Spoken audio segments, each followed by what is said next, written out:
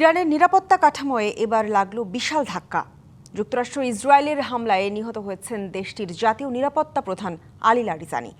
এছাড়া Basij force commander গোলাম Reza Soleimani নিহত হয়েছেন বলেও নিশ্চিত করেছে ইরানের জাতীয় নিরাপত্তা পরিষদ। এমন ঘটনার পর পাল্টা হামলায় উত্তপ্ত হয়ে উঠেছে পুরো অঞ্চল। মধ্যপ্রাচ্যে যুক্তরাষ্ট্রের অবকাঠামো লক্ষ্য করে হামলার নতুন পর্যায় শুরু করেছে তেহরান। ইরানে যুক্তরাষ্ট্র ইসরায়েলের যৌথ হামলার শুরুতেই নিহত হন সর্বোচ্চ নেতা আয়াতুল্লাহ আলী খামেনি সহ বেশ কয়েকজন শীর্ষ কর্মকর্তা। এবার আঘাত এলো নিরাপত্তায় রক্ষায় আরও একটি বড় ধাপে।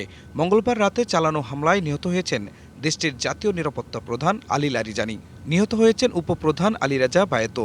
এছাড়া আইআরজিসির বাহিনী বাসিস প্রধান গোলাম রেজা সোলাইমানিও নিহত হয়েছেন।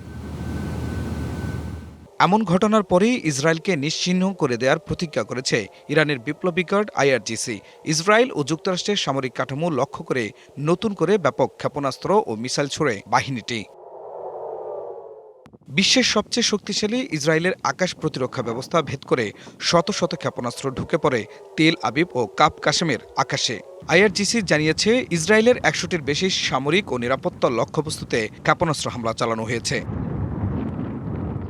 এছাড়া ইরাকের কিরকুকে যুক্তরাষ্ট্রের ইমাম আলী ঘাঁটিতে ক্ষেপণাস্ত্র হামলা চালিয়েছে তেহরান। সৌদি আরবে থাকা মার্কিন ঘাঁটিগুলোতেও হামলা হয়। আইআরজিসি জানিয়েছে লারিজানি হত্যার প্রতিশোধ হিসেবে এ হামলা চালানো হয়। ক্লিংকার বেশি থাকলে সিমেন্ট বেশি খাঁটি। আনোয়ার সিমেন্ট। এর আগে ইরানের সর্বোচ্চ নেতা মোস্তাফা খামেনি যুক্তরাষ্ট্র ও ইসরায়েল নতজানু না হওয়া পর্যন্ত যুদ্ধবিরতি প্রস্তাব প্রত্যাখ্যানের ঘোষণা দেন। দেশটির পররাষ্ট্রমন্ত্রী আবারও স্পষ্ট করলেন, যুক্তরাষ্ট্র ইসরায়েলের মিত্র দেশগুলোর জন্য বন্ধ হরমুজ প্রণালী। এদিকে ইসরায়েলি সেনাবাহিনী লেবাননের বৈরুতে বিমান হামলার পাশাপাশি স্থলপথে হামলা চালিয়েছে। খান মোহাম্মদ মুকুল, ডিবিসি নিউজ ডেস্ক।